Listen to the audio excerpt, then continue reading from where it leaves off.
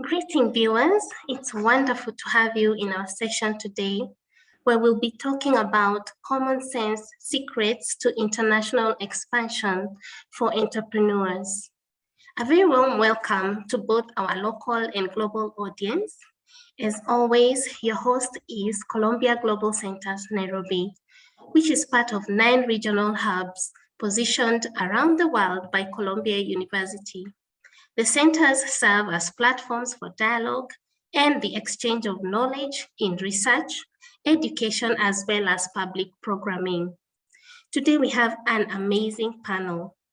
They are all incredibly humble and packed with a wealth of experience in the field of entrepreneurship. We encourage you, our viewers, to reach out to them after this episode with questions. Email us at nairobi.cgc@columbia.edu, and we will be happy to connect you. We don't want to host a program and end it there. We wish that there'll be continuity, that you as our audience can actually benefit from these conversations.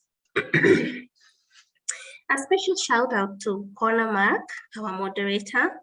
He has played a key role in putting together these episodes. This will be our second session. Connor is a partner at Roche Global, which is a venture capital and advisory firm based out of Boston, Massachusetts. Connor's experience sits at the convergence of product, sales, and marketing, with his favorite projects centered around helping early-stage entrepreneurs launch new products and services. Connor recently finished his master's degree from Columbia University and was a finalist for Columbia United Nations Thinkathon. And now to introduce our distinguished panel. Alvaro Sol grew up between El Salvador and Nicaragua and later studied strategic management at Babson College, graduating class of 2011. After a few years working in the corporate sector, he set up his first London-based reinsurance consulting company in 2014. Alvaro has also built a portfolio of companies as an angel investor across many different sectors. He is now a co-founder at a Bitcoin services company, IBEX, where they are working towards financial inclusion and making cross-border, cross-currency micro-transactions available to everyone. Alvaro lives in Guatemala, enjoys travel, networking, and is a motorcycle and kite surfing enthusiast. Sagal Musa is a managing director of BHM Holding Limited, one of the largest family private companies in East Africa, with a focus on real estate development and private equity investments. Sagal has an MPA from SIPA Columbia University and BS from Leonard N. Stern School of Business, NYU, and a fellow at MIT Sloan School of Management. Sagal has over 17 years of corporate finance, asset management, private equity, and business development experience working for and alongside institutions such as Merrill Lynch, HSBC, Orange, IFC, UNDP Private Sector, Credit Suisse, and Deutsche Bank. Kendall Kellaway is the Chief Commercial Officer of Road One Intermodal Logistics, the largest privately held dray and related solutions provider in the US. As CCO, Kendall oversees all of Road One's commercial and marketing efforts, including its dray brokerage division's roles. Kendall is one of the co-founders of destination management company, Edray, as well as asset light warehousing group, Kinematic, and sits on the advisory boards of several logistics tech companies in various verticals, including marketplace solutions, Emerge. Most recently, Kendall was named to the board of advisors for Ram Company Coconut Cartel, where he was able to secure their series of funding for them, as well as bring in celebrity investment. Being born and raised in Boston, Kendall serves as a member of the board of Connect, an organization that promotes trade in the New England. Prior to joining Road One, Kendall helped found and exit several startup companies, rather in non-logistics related industries. Kendall attended Bobson College in Wellesley, Massachusetts, and currently resides in Tampa, Florida for most of the year with his wife, Anna, and Ibizan hound, Aston. Finally, Amit is an innovator in the digital landscape. Amit graduated from Harvard University at the age of 18. You had me right, 18.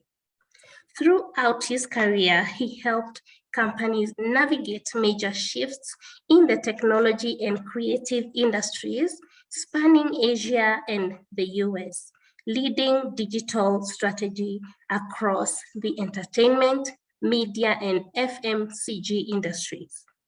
As founder and group chairman of Shadow Factory, Amit heads a seasoned team of creative professionals delivering cutting-edge, value-driven XR, immersive media, and metaverse NFT solutions.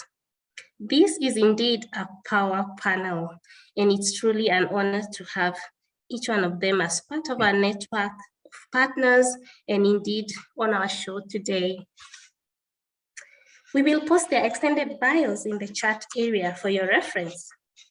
For our audience, kindly note, this program is being recorded and will be uploaded on our YouTube channel. As we proceed, remember to post your questions under the Q&A section. Also remember to please follow us on our social media channels so that you can keep up with our upcoming programs. I now hand it over to Connor. Connor, you're welcome. Pauline, once again, you are a hard act to follow.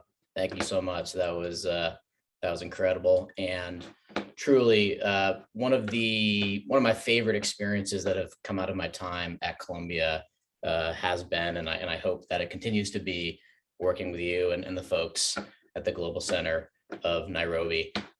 So really, truly appreciate it. This talk is the second of a series, as we were saying, focused on entrepreneurial reality. And when we think about entrepreneurial reality, what we want to focus on is really highlighting the difficulties of being an entrepreneur.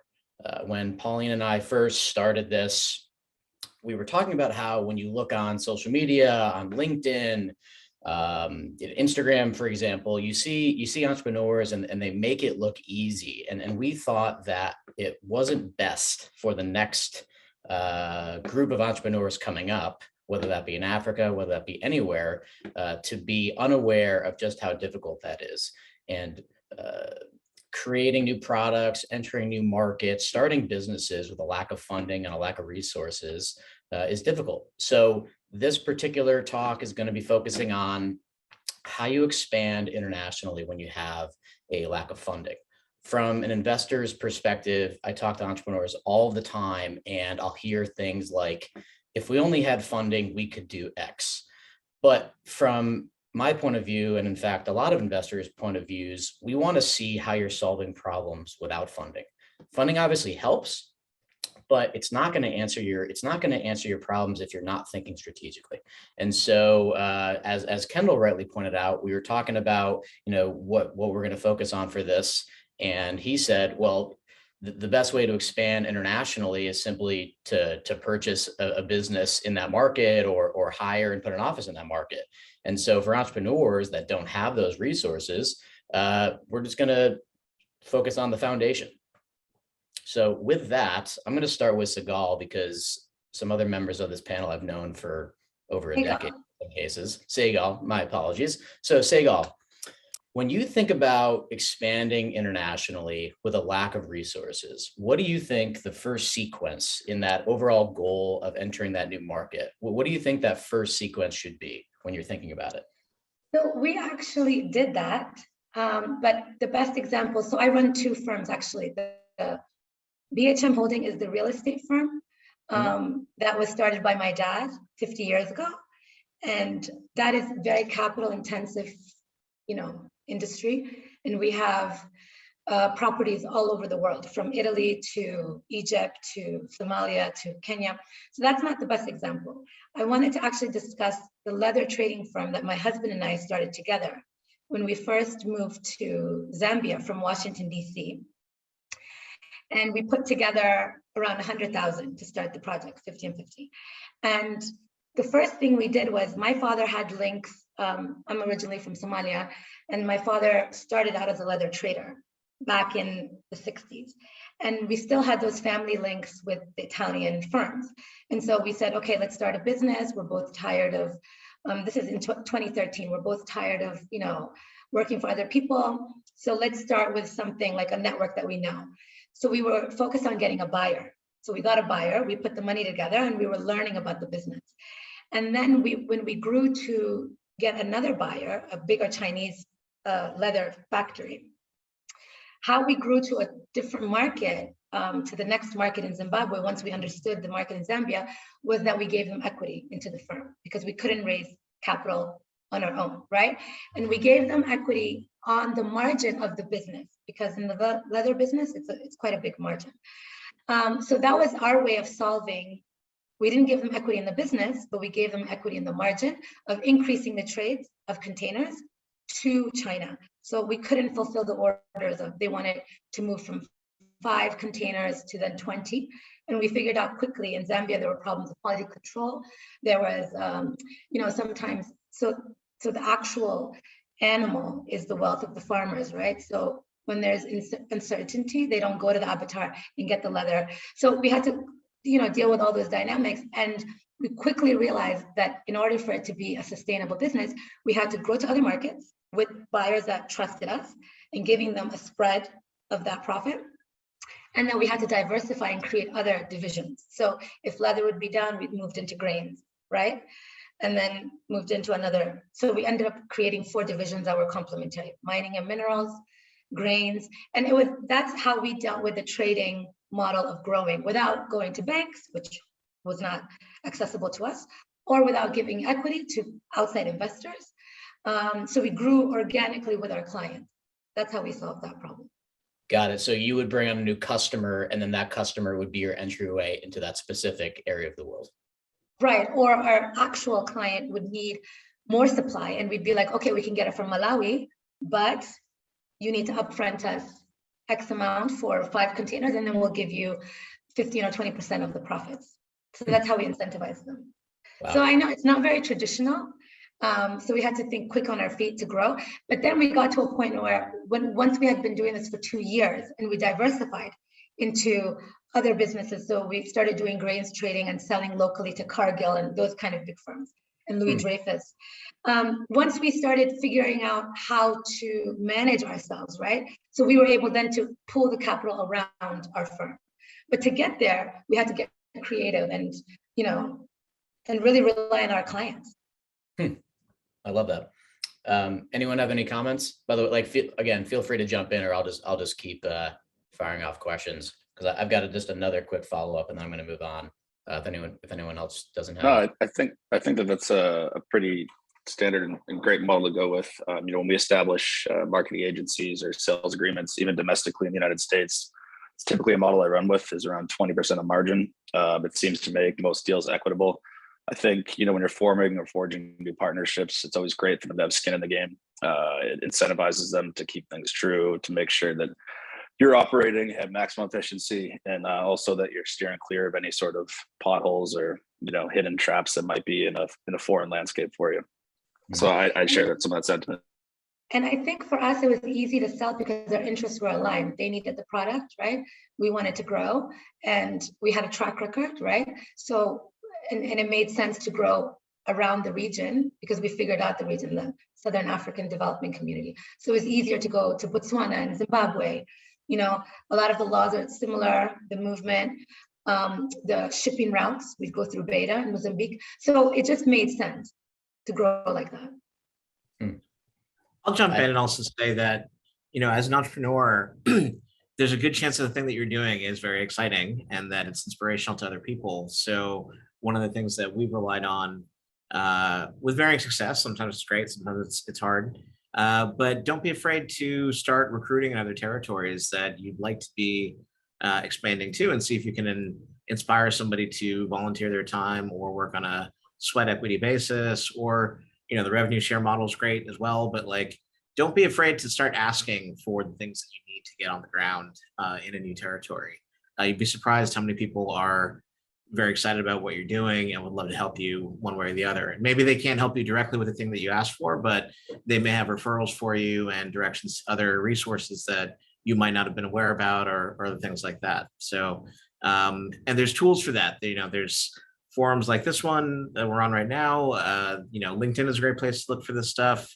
You can post ads. There's all kinds of ways to get in touch with people now with social media, and you'd be surprised who's out there waiting to help you. So these are great points under the theme. I would call this theme using what you have. And it sounds simple, but it's like, if you don't have cash, but you need to pay someone, sounds like you can give equity. If you aren't in that particular area and you don't, what you're offering, like you said, is you're kind of winning hearts and minds. It's like people want to buy that if it's the right story to the right person. So I love that. So Amit, you moved across the world to start a business. What was several times? Yeah. I think the greatest learning lesson I've had, being able to go from one side of the world to the other and back and forth, you know, when you land in a new place, I think there's a tendency to try to replicate exactly the business that you might have had. Like, so for example, a lot of people who come to Asia from the US are trying to replicate exactly their US business in Asia. And the thing that they forget or don't really understand the nuance of is, how do we actually localize, right? Like, how do we actually make this a business that the local population, the local business environment will support and like allow that business to thrive? One of my favorite examples was, you know, when I came to Hong Kong, it was with a company called delivery.com, and we were just basically an online aggregator for restaurants and restaurant delivery. And the way that we had structured everything and the model and everything was like really based on how the headquarters in New York operated. But being in Hong Kong, there was all kinds of other ways to do business. There's a different environment. The logistics was different. The delivery was different. So we really had to come up with an entirely different model in order just to get started on day one. And one of the things we noticed working a lot of restaurants who had opened up in Hong Kong that were like, you know, international restaurants, Michelin star chefs, like whatever you want to call it, internationally renowned people, they were getting, you know, their asses handed to them by the local shop down the street, where there'd be like, you know, what you would look at as like a shack. There'd be a line out the door during lunch because it was localized, it was easy, and the local population knew how to consume that food. And the Michelin star restaurant next door would be empty, nobody would be going in, and they couldn't really understand like what was that difference. And the localization aspect was really key. One was language in the menu, you know, purely a menu in English, nobody could read it. That was one. Price point was another one. People were like, oh, we don't like to pay these prices for food. We're not going to pay that at lunch. And that's just like anti the culture. So it was another. And third was, the food was too interesting. It's not something that you could order every day for like, you know, months at a time. So it was like, oh, we'll go there as a one-off. And that ended up killing the foot traffic for some of these restaurants. We just watched them shut down, you know, every 3 months. What, I mean, I can guess, but what was the biggest difficulty, or I want to say it differently, like what was your most interesting learning from all of that? To really sit down and understand like what is the local environment and get a sense of that, like, you know, spending threshold, consumer habits, where do people get their information from, who do they trust, and really just learning to study that and being honest with yourself about, okay, I came to this with some assumptions, I need to let some of those go. And that's really good. Did you network? Did you go on like how did you study? Like you were there, okay, so you met with people, but how did you study it? I'm trying to get to, Sure. No, so we had multiple ways of doing it. One, we would literally be out there talking to people that we knew. So like that's like, friends, family, just door to door. We would do formal focus groups. We did a bunch of design thinking exercises around like, how do we solve this problem? What is the persona of the person? Kind of doing persona development, like who are we trying to solve a problem for? And then doing a lot of testing and validation. And, as we built this platform out, we started out with some very key assumptions that we were so sure about. Even our research led us to be like very sure about this stuff. One of them was, I'll give you a key example for the original menu system that we launched in Hong Kong. The assumptions that we've been led to were people are very busy, they need to go quickly, and they don't have time to worry about what's for lunch. They just need to like click and go and be done. So we developed all these lunchtime packages where literally you can just do that, like click, go, and it'll be delivered. And nobody was buying. And through brute force and research and like listening to people, we realized that we had taken choice away from the end user.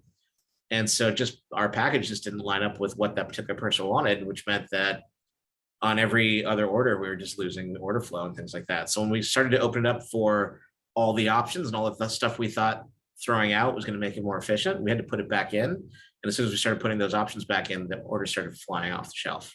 So things like that, where it's like you have to just really be accountable to yourself around the feedback that you're getting. No, that's great. All right, Alvaro, got a question for you. So how do you build your network cheaply and effectively? You're from Guatemala, you're in South America, but yet I feel like so many people in the United States or anywhere, it seems. How did you do that?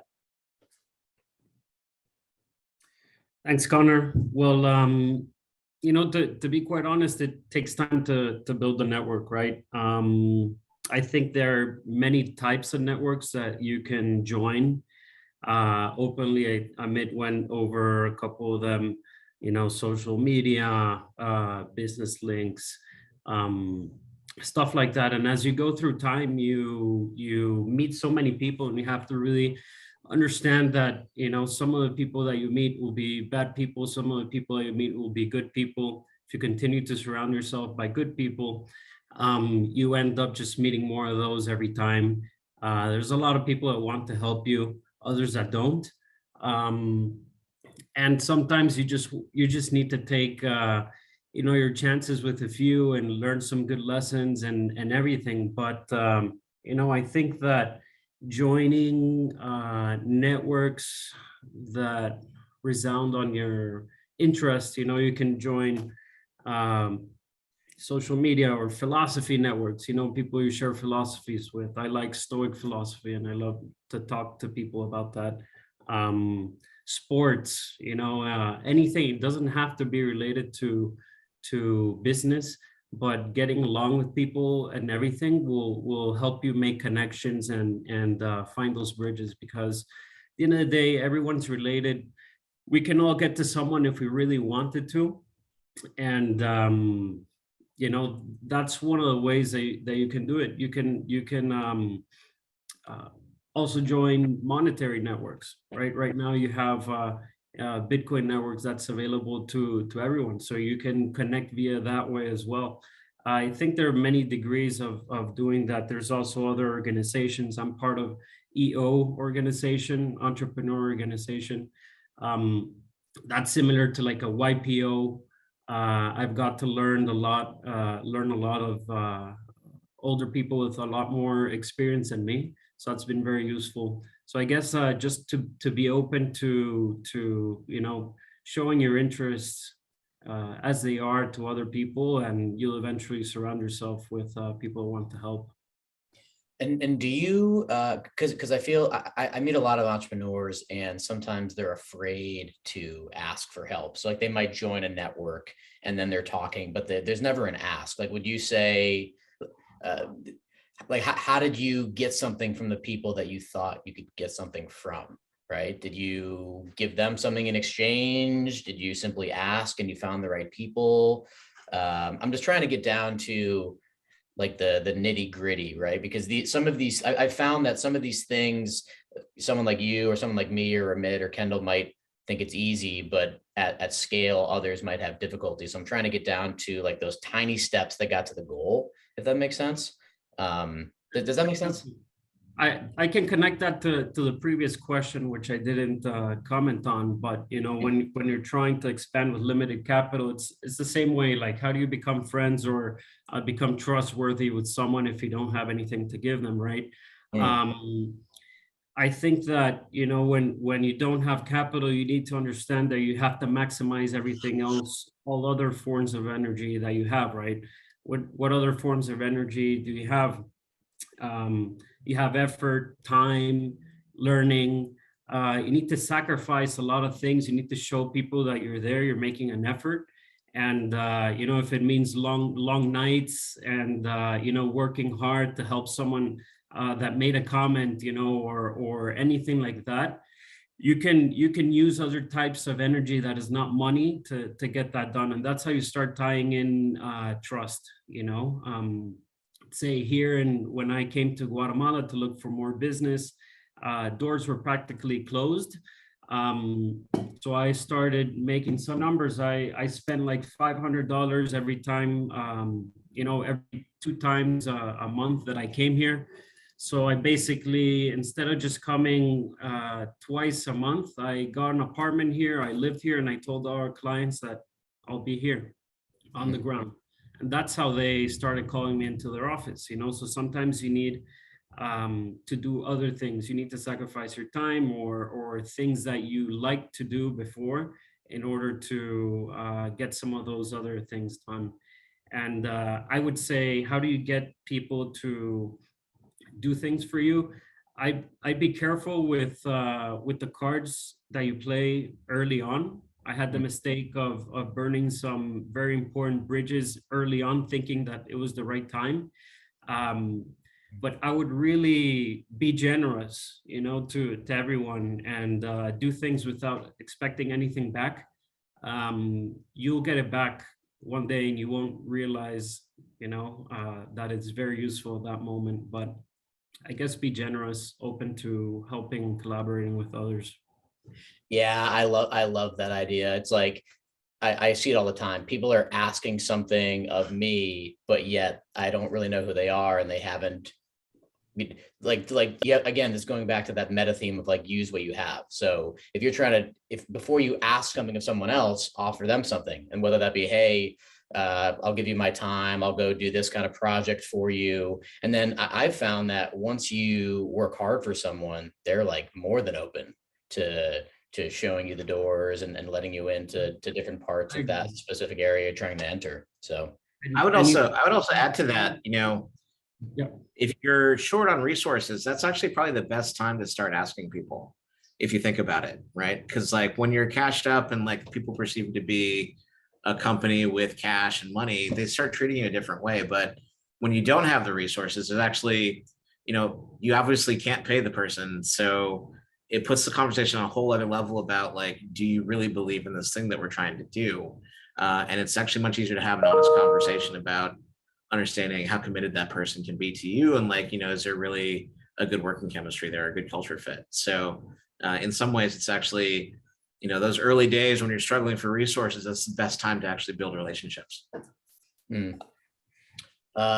Okay, so I want to go to networking, and specifically, let's go a little bit further down the sequence. So once you've built this network in a few different areas across the world, and let's say you can't go visit that particular city every quarter or even every year, Kendall, I feel like you're able to stay in touch with so many different people from across the world. Like, how would you recommend people doing that when they can't see them all the time, given the lack of funding, let's say? Talk about a newly established network, essentially what you're trying to get to for somebody who's starting out. Yeah, exactly. I think one, it's finding commonalities. So I think, like you said earlier, first and foremost, if you can find cultural or regional commonalities, Kenyans in New York or whatever it might be, and draw from those ties that are there with you, that's always a help, I think. It also provides validity to the integrity of the person on the other side. I think we have a lot more tools at our disposal nowadays than you did previously. In prior times when my parents were, my age, they'd meet somebody in college or university that was from, say, Sweden or something. They might write a few letters back and forth, and that would be it. They'd fall out of contact. Now with social media, Facebook, Instagram, just basic social media, you've got the ability to stay in touch with people from literally every single country in the world. Albro and I actually know each other from university and very diverse international based school. And, I stay in touch with at least people from 40, 50 countries at all times due to that. I think for people who are starting out with a new business, I think, LinkedIn is an extremely effective tool, given the fact that the way LinkedIn is structured, it provides some sort of verification or validity to what the person's doing. So you're less likely to get scammed on a platform like LinkedIn than you would be, say, on some guru or whatever it is on Instagram that's flexing or showing off like his rented car or whatever it might be. So I think LinkedIn, being able to track first primary and secondary connections through LinkedIn and being able to see how legitimate these person's businesses, their connections are, it really helps to insulate the modern entrepreneur that wants to go and expand into foreign markets. That being said, I think you do need to provide value when trying to establish these networks in some sort of form. That doesn't need to be straight up in currency or financial form, but there's a lot of noise on these networks. For example, someone like me, and I don't even consider myself a top tier entrepreneur, but I've done decently well for myself for my age. But my messages I receive 100 messages a day plus on LinkedIn, and most of them are just copy and pasted sales pitches that are asking me to blindly schedule an appointment with a calendar link. And hey, we might be able to get you sales leads. Like, okay, that's one in when you're out the other. You really need to do something with all the noise that's been created with these social networks. It's great because it provides immediate access to people on both sides of the fence, but you do need to almost hone in on your communication skill sets even more so because there's so much coming over the loudspeaker. So I think it's great because it provides immediate access. I think LinkedIn's an amazing tool because it helps provide validity and verification to what someone's doing and that they're not a scam artist. But you also need to hone in on your marketing communication skill sets in order to rise above the crowd and have someone that you might be trying to reach out to pay attention to. No, those are great points. Really good points. So this question is to the whole panel. How, going back to that communication piece, like what are some words that you typically say to get a hold of someone through the noise? For example, I usually say, and I have found that very successful people, especially older people, are very interested in helping you learn. But I found that very little people actually ask if they can learn from someone. So what I do all the time, and I'm telling you, I don't have the numbers, but it's like 90% effective, where, I'll get a hold of like a CEO sometimes of a very large organization simply by sending a LinkedIn message and saying, hey, Kendall, I saw that you were the CEO of this particular company. I've been following this company for X amount of years because of this reason. I'm trying to do this as it relates to your company. I'd love to set up some time and just learn from you if you'd be open to it. And for some reason, entrepreneurs want to help other entrepreneurs, right? So any other examples of how you all do it?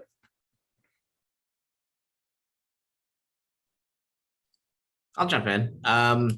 One of the things that I used to be a recruiter, which is actually how Connor and I met. And one of the things that I learned through that process was, I've been on every side of recruiting, like the hiring person, the third party, the person getting hired. And it's a very intimate process that somebody reaching out and trying to contact you. And there's nothing worse, like Kendall said, than somebody saying it's just very clearly spam, it's automated, and just trying to, see, on a numbers basis, how many people can respond back. That's very, impersonal. So one of the things that I've always made a point of doing on an outreach or when I'm trying to network with people is let them know I'm specifically trying to network with you. yes, I've got all these other things going on. Yes, this is what I'm trying to do, but like, you're the person I want to talk to right now for you, regardless of where the conversation goes. And there's a number of ways to indicate that, just in the way you structure your initial note, the way you talk to that person, and the way you keep in touch with them. When they really understand, like, oh, okay, this isn't spam. He actually wants to talk to me. And I know just from my own personal thing, I'm rather vain and shallow. And I know that when I'm on LinkedIn and I'm getting messages, my ultimate dream is like somebody's going to email me and be like, Amit, would you like to be the CEO of Microsoft? We're looking for you. And I'm going to be like, yeah, that's my moment. So like, and obviously when I don't get that message and it's one of the spam ones, I'm just like, oh, what a letdown. Or like, oh, somebody just asking me for something. Oh, what a letdown. So being mindful of that, I'm like, okay, well, what's the letter that I'd like to get from somebody in that position that's like actually directed at me as a human being and is mindful of what I'm trying to do or who I'm trying to be. So. Yeah, I remember when I first moved to Boston. Oh, sorry, please go ahead. No, go ahead. I'm not a panelist. I can't help it. Sorry, go ahead. No, I was going to say, from our perspective, I'd like to share how we grew. And I didn't really seek, I guess, other entrepreneurs as mentors, because when we were doing the trading business in Southern Africa, it was so specific. What I did do was, when we decided that we needed other divisions, right, to diversify, I thought, okay, who can I contact as buyers? So when we decided, okay, if we're going to open a mining division, and there's Glencore and all these big companies, Trafigura, I thought, okay, let me look at our alumni, like the alumni that went to my undergraduate school in SIPA, and see who's placed there. And there's a specific email system within. And I just got really personal and told our story about how we moved. And almost everybody, right, wrote back. And even if they were like, let's say in HR and they weren't in procurement, they linked me to those people, right? And so that's how we got our buyers. I think personalizing, and then also having that commonality of like, okay, I'm also an alumni, I'm trying to do this, right? Starting from where I know, and there's that comfort level. And then I thought that was an organic way to grow. And so I was responsible for getting all the buyers, because my husband was like, you have a great network, right? And people are really generally willing to help. I noticed when you are, you don't want to write a 3-page story, right? But you just want to hit on some points, like emotional points of like that. It's hard to be an entrepreneur. I need your help. We're in this broader family. And you'd be surprised. Everybody gets on the phone, tries to help you. So, yeah. No, it's such a good point. And it sounds so obvious, but this goes back to my monologue to start this off, where today's entrepreneurs are taught that it's all about, this automated LinkedIn software where you can send out 1 million emails a week and it's like, yeah, sure.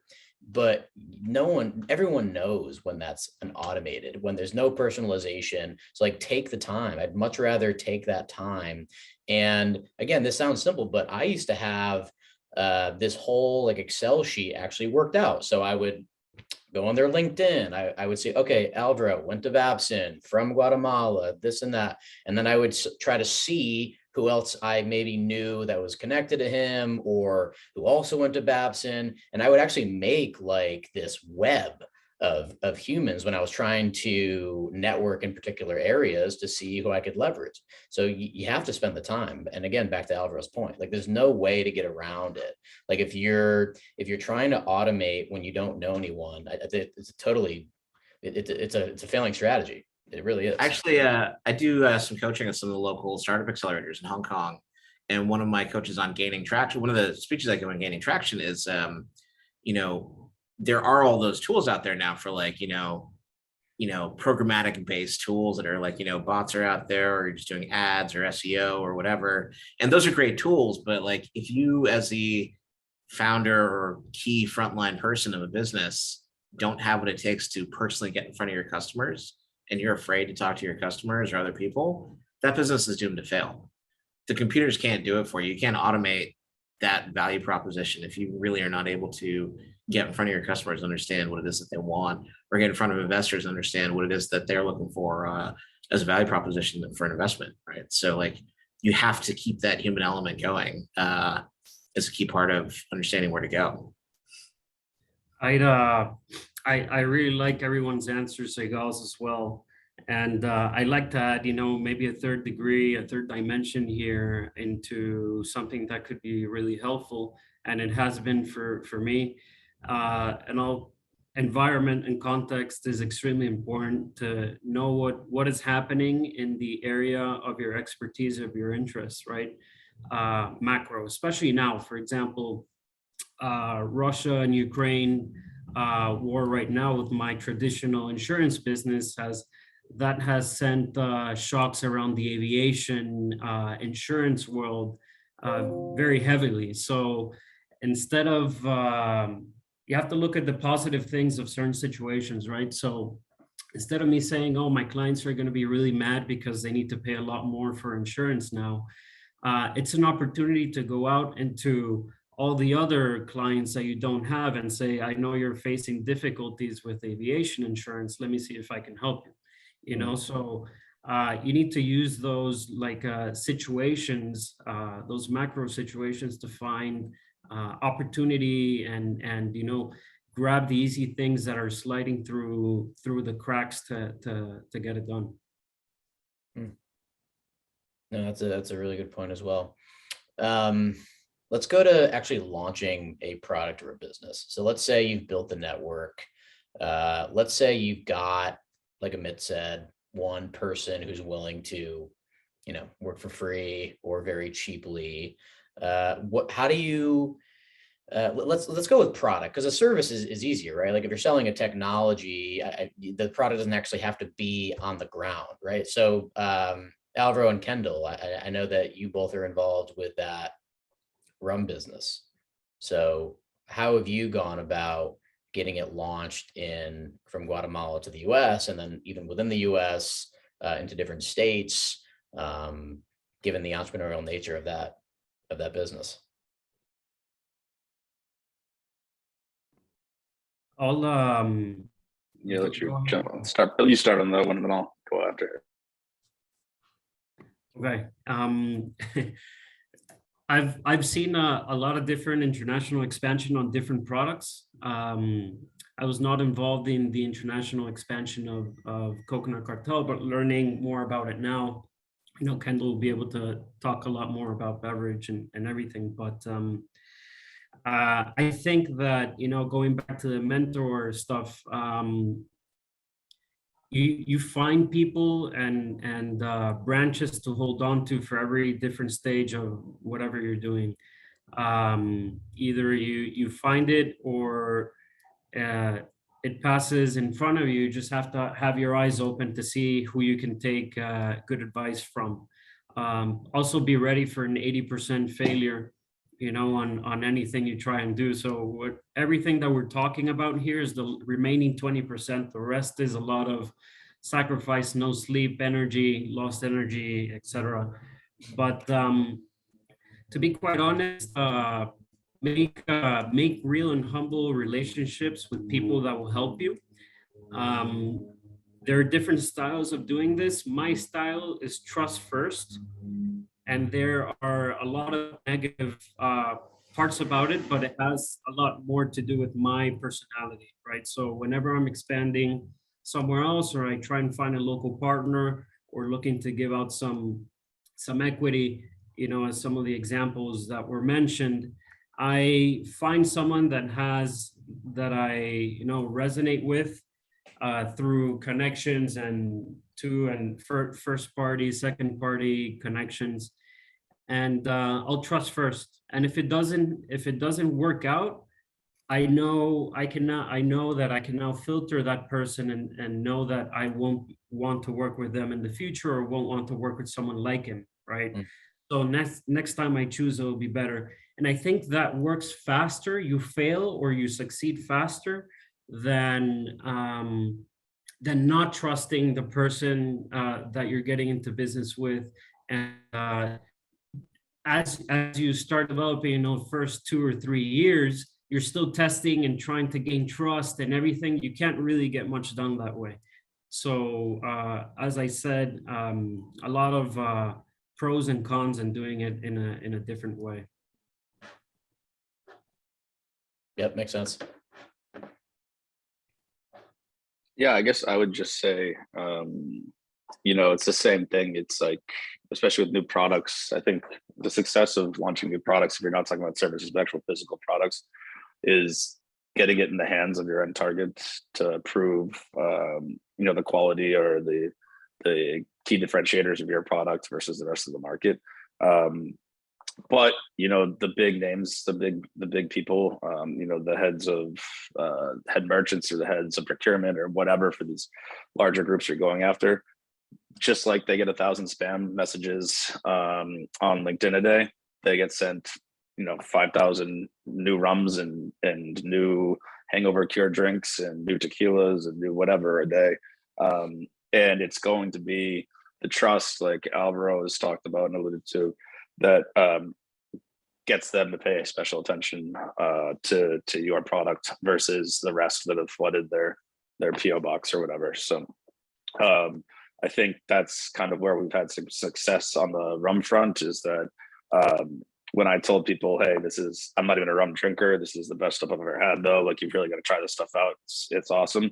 I mean, I had it in front of some of the top beverage guys in the country within a few weeks. So based on the fact that we had done prior investments together on the logistics side of things, they knew that I had a great reputation in my field on the logistics front. They were able to take the time out of their day to give attention to the product that I was willing to put my name behind. On that same front, if you're backing products or you're trying to go raise or launch a new product, you need to be ultra picky about what you're willing to put your name and your brand behind, because there are plenty of people who send me, every time they get a deck and the opportunity to make a vig off of raising money for a company, or anytime they see a personal financial gain opportunity for themselves, they'll send me just everything, just shotgun it across and hope one sticks.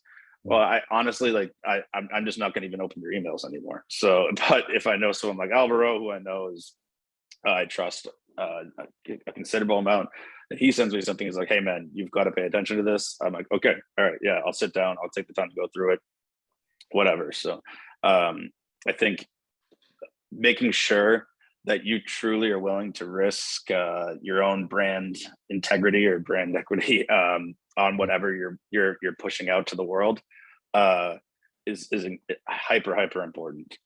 Don't just jump on the first product that you see as a potential opportunity for you to make a few bucks.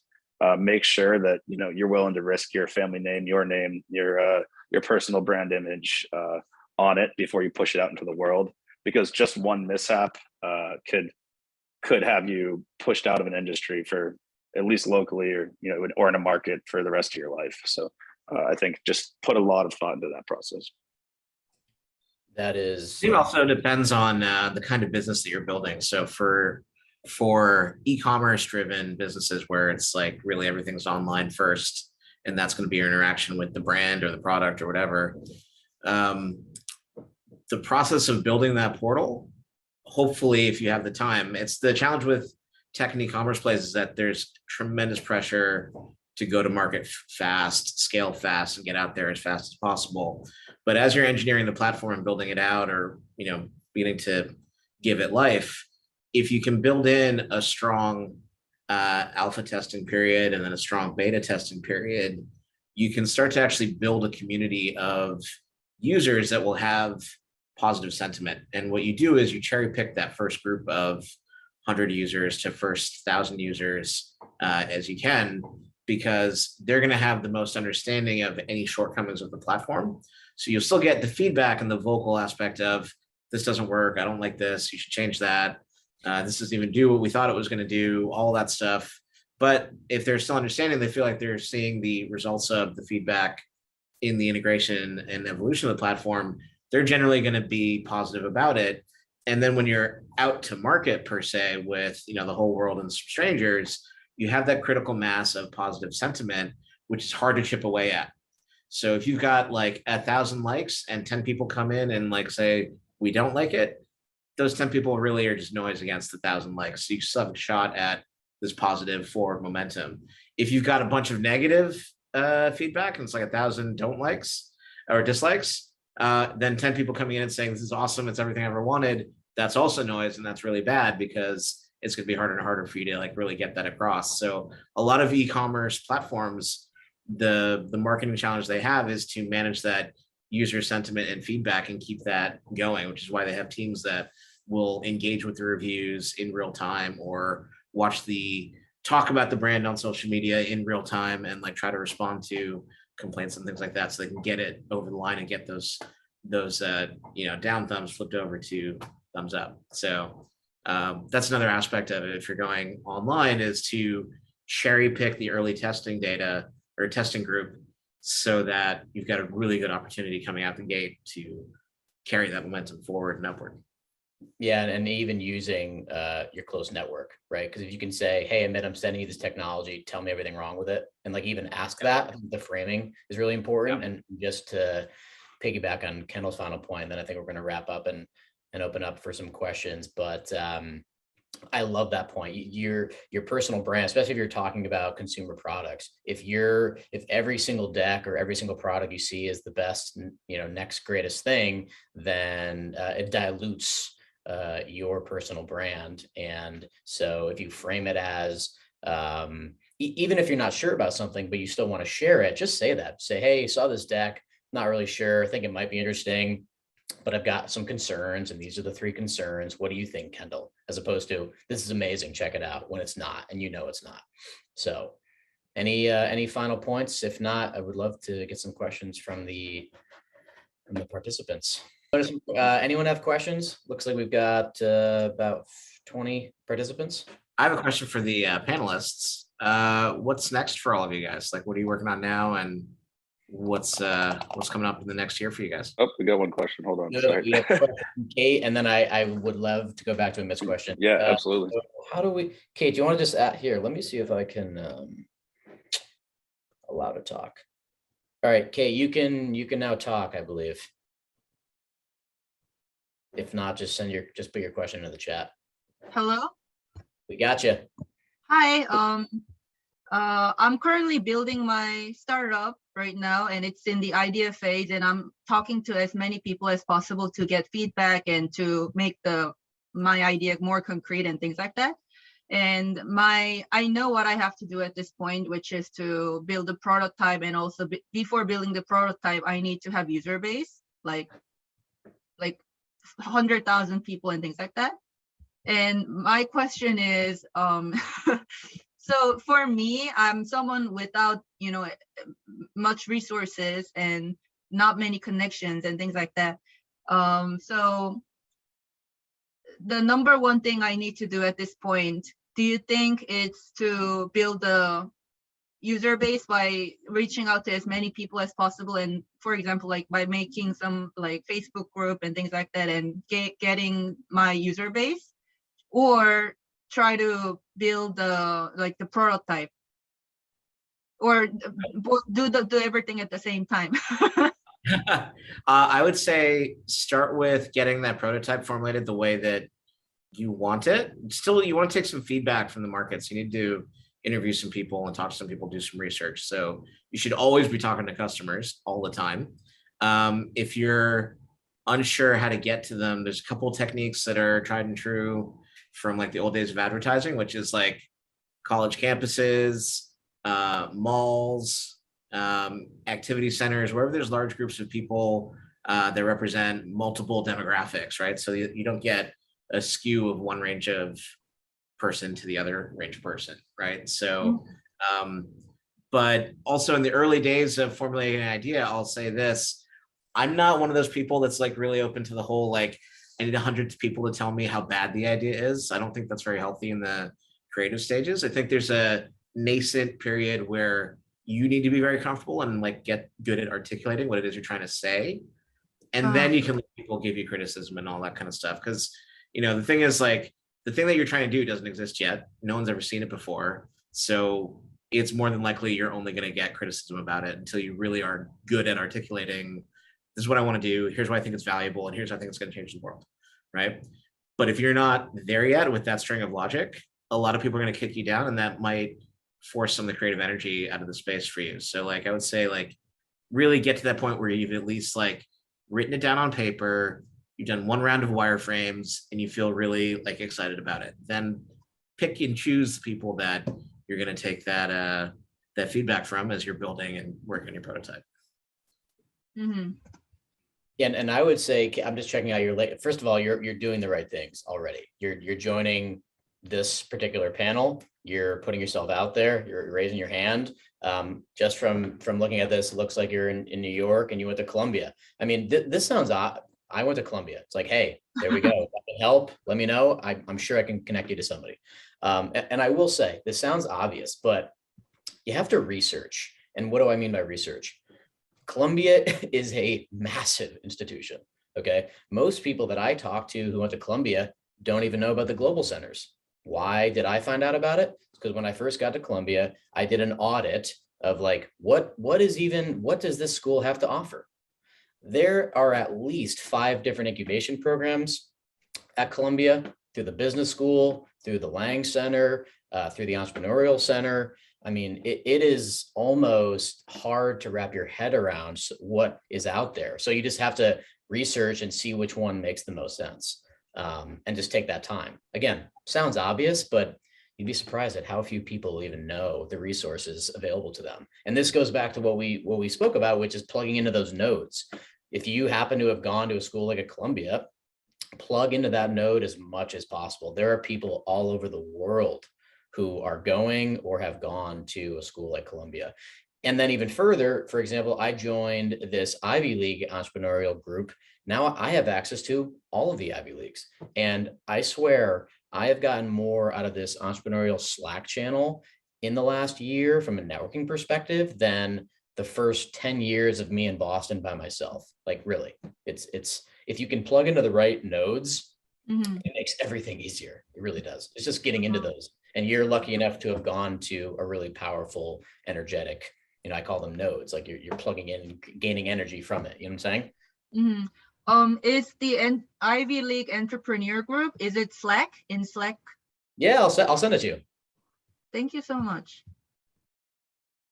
And also, may I ask, I hope I'm not taking other people's chance to ask questions, but I have one more question, if you don't mind. We haven't gotten any other questions, so I'm going. So I'm on my own, not many friends, not many family at this point. No family and not many friends. I mean, I have some friends, but they are not very entrepreneurial.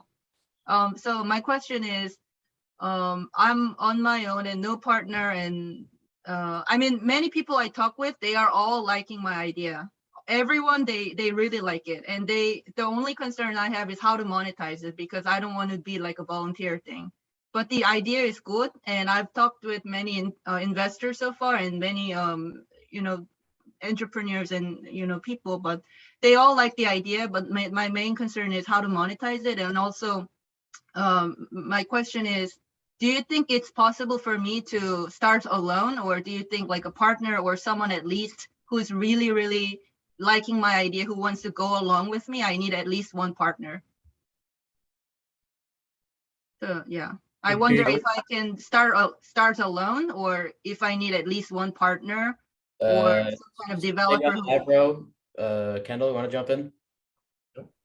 Yeah, sure. I'd just say, like anything, a partner in love or a partner in business, just be cognizant of maybe potentially what their expectations are, what their goals are, and what their driving forces are in the partnership.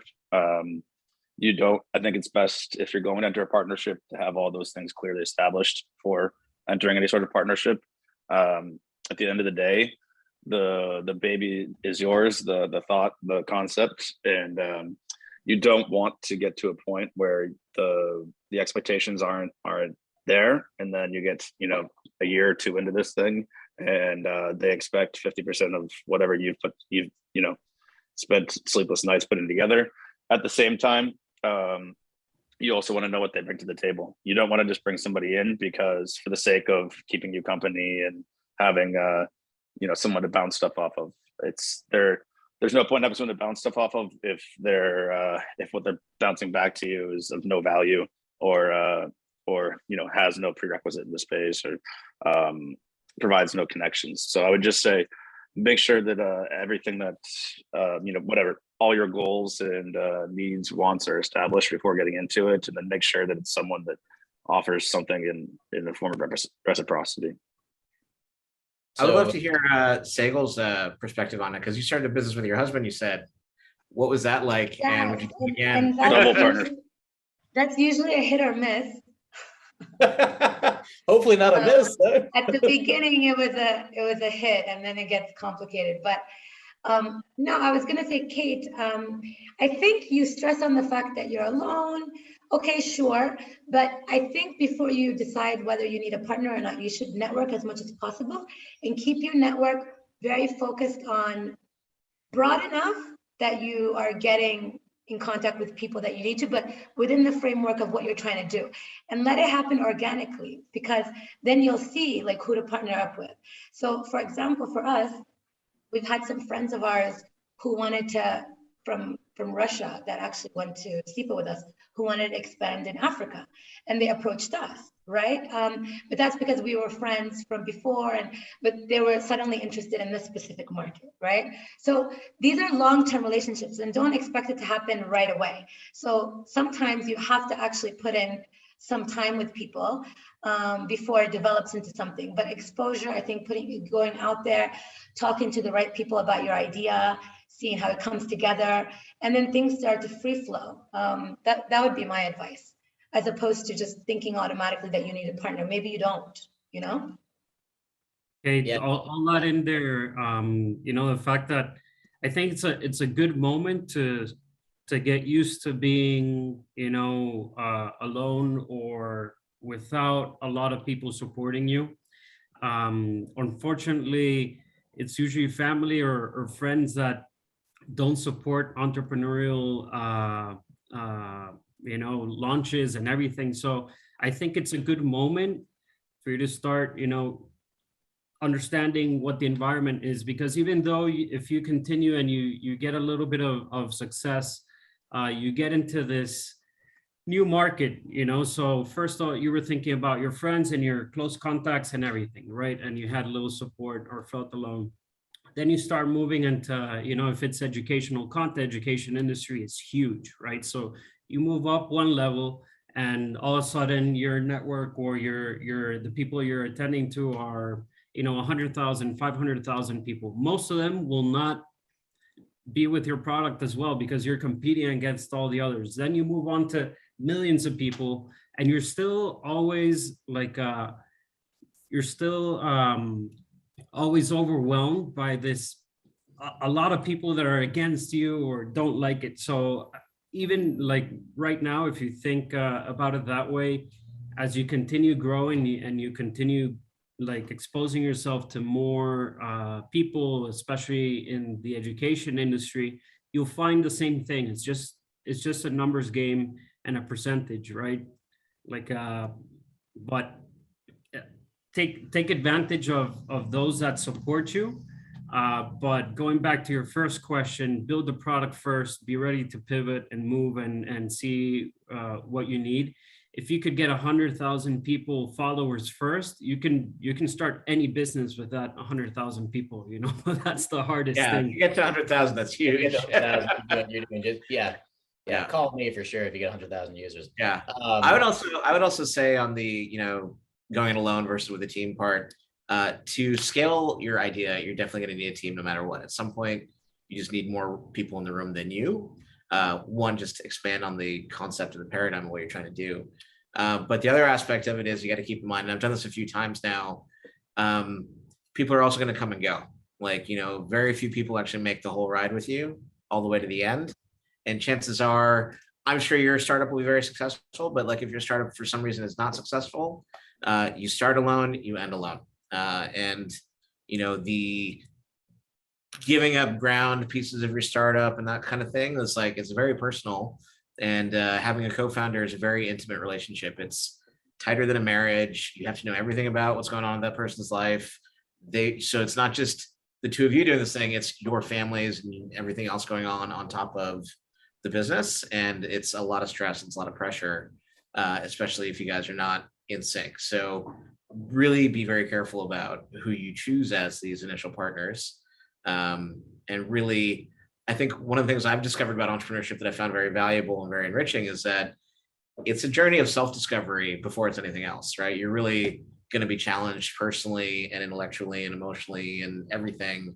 It's going to come at you from every direction in your life. And you're really going to have to understand, who are you and why are you so committed to doing this thing? And you're going to have to answer that literally every day.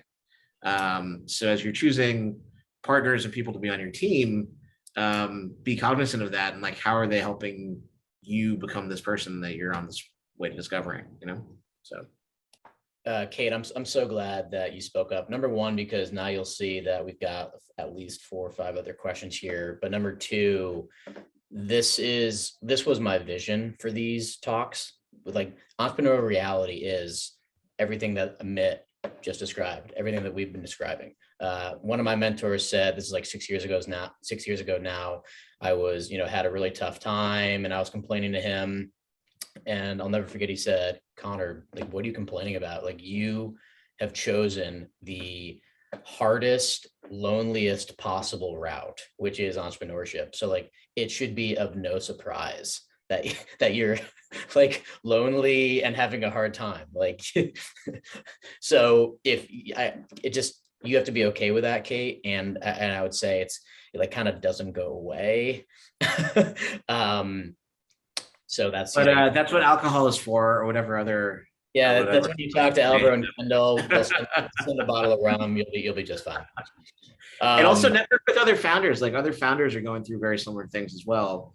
So that's a good venting point where it's like, you can sit down with another founder who's maybe doing something totally different. So you're not sharing trade secrets with each other, but you can be like, hey, aren't interns really hard to manage? Like, aren't investors kind of tough to talk to? Like, man, I don't really want to do the spreadsheet right now. Like, do you have to do that? Like, all those kinds of things that, you might hear from somebody else's perspective. They're going through the same things. And sometimes that's helpful and enough to get you over the hump. So, and that's, Amit, that's how you and I got so close, was because we had met only briefly, and then we were both going through this mayhem that is entrepreneurship and got a lot closer. But okay, let's move on, because I want to get to other people's questions here. What do we got?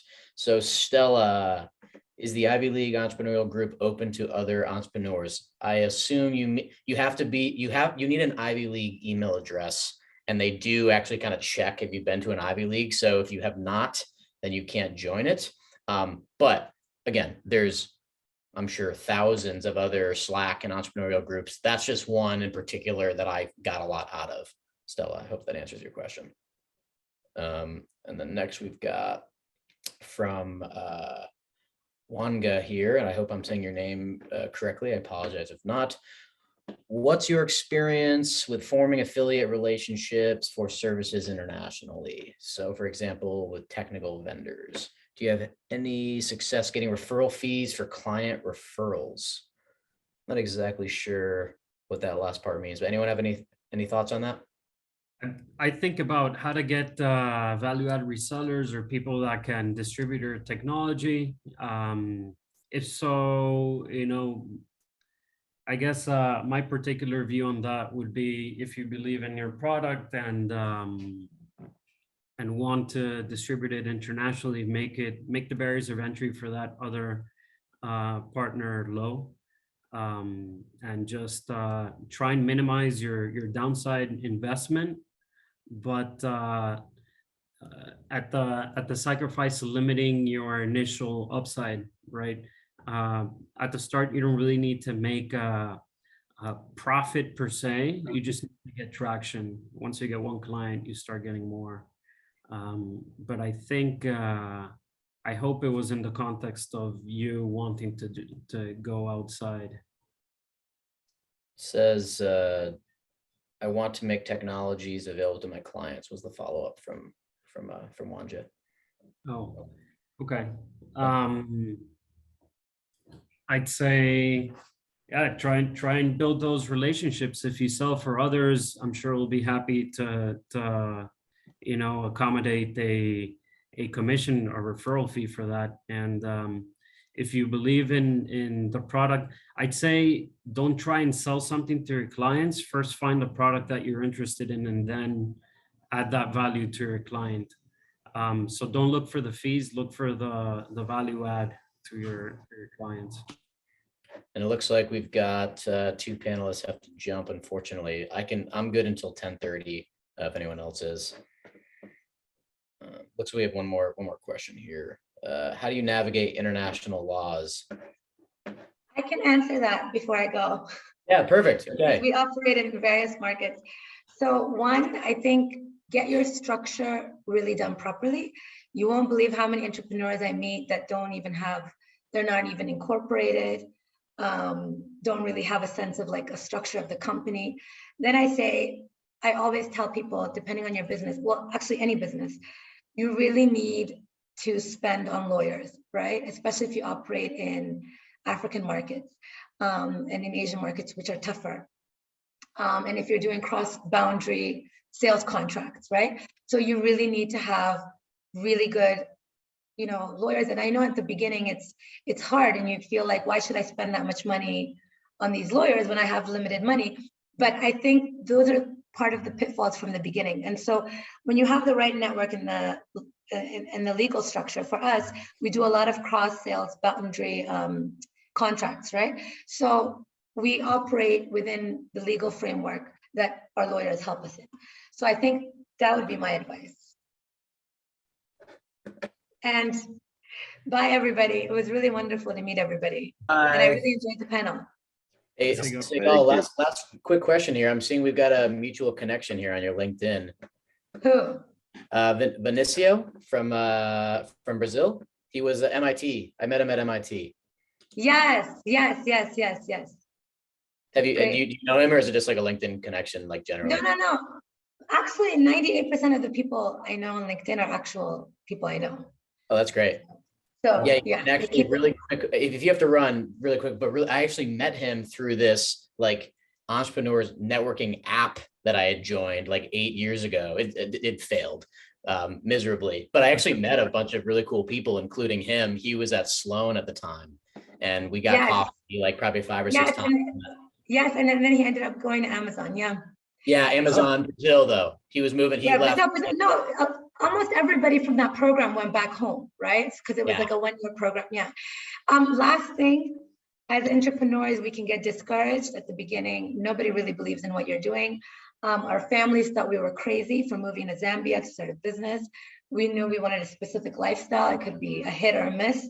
Most of the times it's a miss, and it's a roller coaster. And sometimes when you're doing it alone, sometimes you're doing it alone, sometimes you're doing it with others. But it takes a lot of years, but once you come to the other side, it's really worth it. So that's all I'm going to end. Thank you so much. That was amazing. Really a pleasure to meet you. Bye. Thank you. So I think we're all out of questions here too, so we can wrap things up. Looks like I believe Lillian is going to be doing that. Lillian did mention she had a question. I don't know if she's transferring questions from viewers. It was my question actually. Oh. And I think Michelle also has a question. She actually indicated you can answer Michelle. I don't know if she's in the team. I can give a. Is this the one on the international laws? I'm seeing hers, and then I'm seeing what's the role of digital technology. Yeah, that's mine, but you can start with Michelle's because of time, so I will allow her to talk. Okay, I think she said that we answered it, so that we I think Segal answered hers. Kendall's response to that too. An international law. Oh, yeah. I'm going to chime in on the international law. There are no laws internationally. I didn't want to start a fight on the panel or anything like that, but I actually have the opposite. I think I think it's possible. Your job as an entrepreneur is to shake things up. So, just get out there and do it. And when somebody knocks on your door, then fix it later. But there's a paradigm that we all operate by, which is, ask for forgiveness rather than permission, because waiting around for regulations and laws to do the thing that you want to do, unless, it's blatantly a violation of a law that you're aware of. But like, if you don't know what's going on and you think you can access a market, just go do it and figure it out later. I agree. So we've got Lillian. What's the role of digital technology in supporting internationalization? How can I best leverage digital technology in entering a new market abroad? I can go for that one. Right now, as we mentioned before, I've jumped into a Bitcoin services company, and now I'm surrounded by most of the world again, either being against it or not understanding exactly what we do. So I find myself again, surrounded by people that don't want it to succeed, especially when you're going up against the traditional finance sector. So my response to that question would be there's a bunch of different technology that helps you expand, right? But one of them, which is something that has not been considered in the past and not until now, is joining a different monetary network, right? So for us, Lightning, we developed Lightning technology, which is the way in which you can have instantaneous settlement on Bitcoin transactions, the most secure and safest decentralized monetary network in the world right now. Anyone with a smartphone can access Bitcoin transactions without needing, a local bank or an intermediary to do so. So for example, we help startups that want to monetize their business, obtain payment rails without having to negotiate with Visa or MasterCard or banks or anything like that. You can move and send value across the world in multiple currencies instantaneously. So I think that at this point, financial inclusion will start to be a lot more possible when you let's say find an alternative to traditional banking, and now people can work for cents and get microtransactions and have availability to the money without reaching those minimum fees or minimum deposits that you need to go to banks for. So I would say look into accessing Bitcoin payment rails, and there's a bunch of ways to do that. We have Bitcoin payment terminals all over the world. I think more than 10 countries now. If you go, I'll put the link in our IBEX website, and you can sign up and basically in 10 minutes get a Bitcoin payment terminal in which you can transfer and receive money through there without having to go through this gruesome process through a bank or any other processor. All right, now we've got that. That's great, Alvaro. So we've got the question of our time, Kate. The question of our time. That is. I'll take this one unless anyone else wants to jump in. But I would say try to talk to as many people as possible, and you take all of their opinions, all of their recipes, and you make your own meal out of it, so to speak. So no one can make that choice for you. I've done both. I jumped into one startup that ended up failing. I have found that I've been lucky enough where I can just get a sales job and have income coming in and bluntly, moonlight and work on projects until I make the jump over. I've done that as well. That route has been better for me, although I've been more of actually founding it. I don't know, that could be more difficult. So I'll jump in and say, if you're a founder or an entrepreneur, savings does not exist anymore. Like all your money is going to be gone very quickly, no matter what precautions you take, no matter how much you set aside. And you should set some money aside in case things don't work out, because you're literally left with nothing the next day. So try to set some money aside that you will never touch, put that away, and then see how much cash you can get for running room. It takes at least a year to get something off the ground, so you need to be able to, if you think about doing it full time, keep in mind that you need like a year's expenses covered just for yourself, plus the cost of building this thing and running that business. Yeah. And as far as work experience goes, I've been through it a few different ways. I've been a lifelong entrepreneur, and I found that every time I came out of a startup that maybe wasn't very successful or was a different experience than I hoped it would be. My next couple job opportunities, I really found what educated me on things that I had done wrong the last time. So I actually learned a lot from the perspective of post-startup in a job environment where I was like, oh, you know what? I could have done that better. I could have done that better. Oh, here's an example. It's very similar to something that was a challenge from before. So I think as much experience as you can get is always better than less experience. But if you're really into this thing and it's all you can see and you can't sleep at night because it's not there, then yeah, you got to jump in and chase it down. So that's up I'd to add you. a few comments there. You know, having work experience is extremely important because you get to understand not only what works, what doesn't work. If you criticize your job, if you don't like what you're doing, you're still learning, as long as you have that mentality on it. And if that work represents, you know, part of what you're trying to do, you'll be able to take a lot from it and see what they're doing wrong. But if you have a 9 to 5, I'd say decide how many hours you want to sleep and work 9 to 5 and then do your own thing from 5 to 10 and then sleep the rest of the time. You know, it's like at the start, it just has to be that way. I wouldn't jump out and lose that financial backing that you might need from that job, but just realize that you have to, you know, sacrifice or exert other type of energy, right? And this time it'll be, instead of going out with your friends and like watching a movie, you need to project that energy into your work and something else. And you can continue that way until you feel comfortable, and then you can jump ship. I agree with that. I think you know, it depends obviously on your current financial status. If you have no means of other income, then you actually might force to rush out a minimum viable product or force to rush out something that isn't an optimal solution to the problem you're trying to solve, purely because you want to get it to be revenue generating so that you can offset some of your financial burden.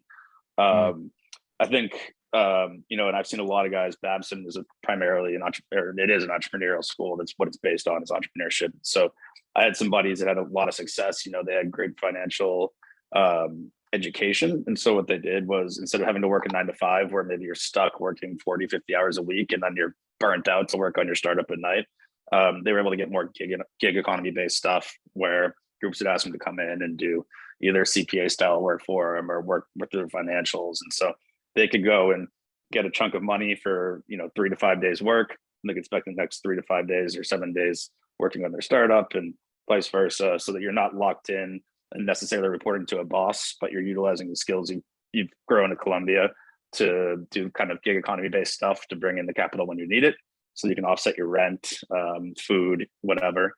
But you're not tied to a desk and not tied to a boss. And but I think, you know, going out and just trying to run with a startup without any sort of money behind you can be a dangerous proposition, unless you've got some outside funding from family or friends or whatever it might be. And I'll say that as yeah, somebody who's actually done that. I've done it with like $10 in my pocket and run at it with literally day one. It's not a pleasant experience. It's really rough, and it takes a massive toll. So we are right at time here, folks. That was great. Lillian, do you have some final comments here? Yes, this is the kind of conversation where we end with a clap. It was wonderful, wonderful. I don't know, can just clap. Thank you so much. And I just want to mention that we have among our attendees some of my lecturers. I can see the Dean of University of Nairobi, Dr. Jackson Mahalu is on board. And he mentioned that he would like us to join some conversation. I think I'll follow up with that. We also have Dr. Ngujiri Ndirangu. Karibu sana. I don't know if they're still online. I think they've left, but I will follow up with them later. Thank you so much, panelists. It was wonderful, wonderful. Thank you. Thank you all. Yes, it was a pleasure, really. Thank you, everyone. Yeah, and we're happy to reconnect with your colleagues there that were on the call. Yes, we'll reach out. Okay. Bye. Bye, guys. Thank you all. Appreciate it. Bye. Thank you. Thank you. Bye. Best of luck. Bye.